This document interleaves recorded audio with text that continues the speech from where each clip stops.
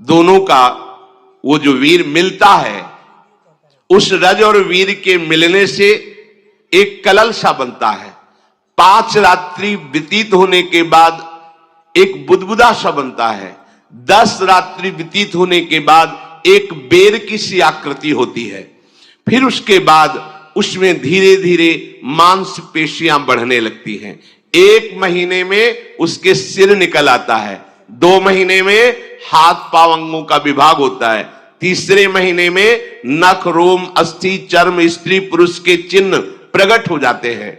4 महीने में मांसादि 7 धातुएं प्रकट हो जाती है। 5वें महीने में चेतना जागृत हो जाती है। जैसे अपने चेतना, ऐसे 5वें महीने में गर्भस्थ शिशु की चेतना जागृत हो गई। जीव है पर चेतना 5 महीने बाद मां के गर्भ में जागृत। अब उसे भूख लगती है, प्यास लगती है, वहां की तापमयी जलन पीड़ा, छोटे छोटे कीड़ों के द्वारा काटना। 6ठे मास में झिल्ली से लपटा हुआ मां की दाहिनी कोख में कीड़े की तरह तड़पता है। उस समय माता को कड़वे और खट्टे पानी की लालसा होती है, जिससे उसके अंगों में जाकर भयंकर जलन होती है। यह है भोग। वो कृमि कीड़े की तरह तड़पता है। मलमूत्र के गड्ढे में बीच में झिल्ली में बंधा हुआ वो जीवात्मा सुकुमार तो होता है, वहां के कीड़े उसे नोचते छोटे छोटे, वो तड़पता है।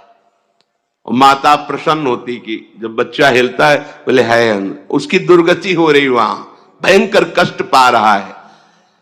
ऐसा क्लेश होता है कि क्षण क्षण में बेहोश होता रहता है। माता के खाए हुए कड़वे, तीखे, गरम, नमकीन, रूखे, खट्टे, यही पदार्थ पाने की इच्छा होती है माता, क्योंकि उसको भोग भोगना है। उसके कोमल शरीर में भयानक पीड़ा होती है जब माता ऐसे पदार्थ खाती है। गर्भाशय की झिल्ली में लिपटा हुआ, आंतों और मलमूत्र से घिरा हुआ सिर, पेट की और पीठ और गर्दन, ये कुंडलाकार ऐसे कंकण जैसा, ऐसी आकृति गर्भस्थ शिशु की होती है। पिंजड़े में बंद पक्षी के समान पराधीन, ना तो वो हिलडुल सकता है ना बोल सकता है। बड़ा असमर्थ दुख को भोग रहा है। चेतना पूरी है। इसी समय भगवान द्रवित होकर उसे ज्ञान देते हैं, गर्भस्थ शिशु को, सबको। जे उसे ज्ञान होता है तो सैकड़ों जन्म के कुकर्मों से याद आते हैं, सैकड़ों जन्म के। ओहो, ये मेरे कर्म का ही फल, मैंने ऐसे कर्म किए इसलिए दुख भोग रहा हूं। बेचैन हो जाता है, कैसे निपट पाऊंगा, सैकड़ों जन्म के कर्म जमा है। अब महान अशांति उसके हृदय में, उस शरीर में भयंकर पीड़ा। कुंडलाकार शरीर है, हिल भी नहीं सकता है, बस कीड़े काटते, बड़ी तड़पन, बड़ी जलन, भूख प्यास की जलन। अब एक और भयानक जलन हुई, उसे स्मरण हो जाता है कई जन्मों के, सैकड़ों जन्मों के पाप कर्मों का। 7वां महीना आरंभ हुआ कि ज्ञान का उन्मेष हो गया। अब प्रसूति वायु उसे चला रही है, तड़पता है वो। सप्त धातु में स्थूल शरीर से बंधा हुआ वो जीव भयभीत होकर के पुकारता है, अगर कोई भगवान है तो एक बार मुझे यहां से निकाल दे। वो विनय करता है भगवान से, कोई अगर भगवान है जिसने मुझे इस बंधन में डाला है, एक बार निकाल दे, यहां से जाके केवल भजन करूंगा। जीव कहता, जंतुरुवाच तस्योपशन्नमवितुम चरणारविंदम सोहम ब्रजामि शरणम रकुतो भयम में येने दृशी गतिरदर्श सतोनुरूपा। हे प्रभु, मैं बड़ा अधम हूं। ये ज्ञान भगवान की तरफ से गर्भस्थ शिशु को होता है। देखो, स्वयं वो इतना कष्ट पा रहा है, फिर जब आप गर्भ हत्या करते हैं तो आपका पाप कितना बड़ा होगा, सोचो। सब माताओं से विनय है, संयम से रहो, सावधान रहो। ये हत्या ऐसी नहीं कि तुम्हारे दान पुण्य से क्षमा हो जाएगी। ये जो भ्रूण हत्या है, गर्भ हत्या है, बहुत बड़ा पाप है। आप लोग अज्ञान के कारण इसको ध्यान नहीं देते, इसे खिलवाड़ समझते हो। कितना ज्ञान है। बेटी ही मां है, बेटी ही बहन है, बेटी ही पत्नी बनती है, बेटी ही किसी के जीवन को धारण करने वाली बनती है। और आपने गर्भ में देख लिया बेटी है, तुम स्वयं मां होकर उसका साथ दे रहे हो, उसका नष्ट करने के लिए। हमारी तो बात ही समझ में नहीं आती, क्या बुद्धि भ्रष्ट हो गई। अगर पुरुष का इतना महत्व है तो बेटियां ना हो तो तुम्हारी कौन सी गति होगी, सोचो जरा। जीना मुश्किल हो जाएगा तुम्हारा। तुम पुरुष किस काम के रह जाओगे। तुम्हारा अर्धांग काट दिया जाए तो तुम कैसे होगे। ये स्त्री स्वरूप अर्धांग है।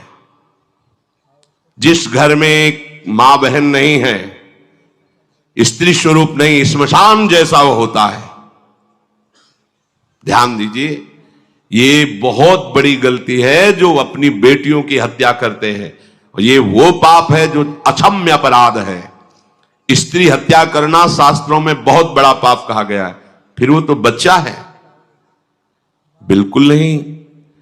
जिनसे हो गया है, श्रीमद् भागवत का सप्ताह मूल संस्कृत से सुनो और भगवान से प्रायश्चित प्रार्थना करो कि हे नाथ, भूल से गलती हो गई, दूसरा कोई उपाय नहीं। ध्यान से समझ लीजिए, तुम्हारे भ्रूण हत्या, गर्भ हत्या के पाप को नष्ट करने में एकमात्र श्रीमद् भागवत समर्थ है, दूसरा कोई नहीं। कोई दान पुण्य तीर्थ स्नान तुम्हें क्षमा नहीं कर पाएगा। यह ऐसा महापाप है। अगर हृदय में जलन करके और मूल संस्कृत के द्वारा पूरी 7 दिन में भागवत श्रवण की जाए नियम से, तो भागवत समर्थ है, इस हत्या के पाप से भी आपको मुक्त कर देगी।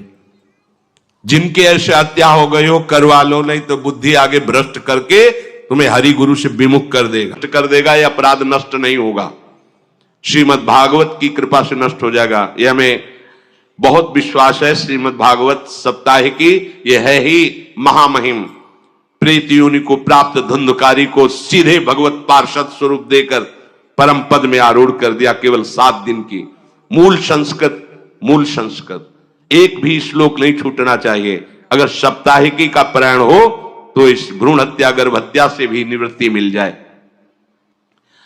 अब वो जीव भगवान को पुकारता है, मैं बड़ा नीच अधम हूं।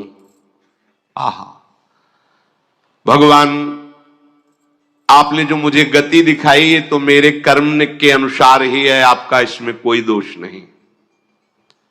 हम लोग जब कष्ट भोगते तो भगवान से कहते हैं हमने तुम्हारा क्या बिगाड़ा। भगवान ने नहीं बिगाड़ा, तू खुद देख क्या बिगाड़ लिया अपना। करो पाप आचरण। अब देखो, हमने तो जीवन में कोई पाप नहीं किया और कितने गर्भ हत्या की है, कितनी खिलवाड़ समझे हो। ये बिल्कुल भयावह चीज है, आप लोगों को नहीं। हम बार बार इसीलिए कह रहे कि भयावह वस्तु है, तुम्हें बहुत ऊंचाई से घसीट के भ्रष्ट कर देगी। बहुत होश में हो, भूल के कभी ऐसा न करना जहां तक हमारी आवाज पहुंचे, जहां तक सुनाई दे। गर्भ हत्या मत करना, संयम से रहो। इस तरह का व्यवहार मत करो कि तुम्हारा मनुष्य जन्म ही व्यर्थ चला जाए।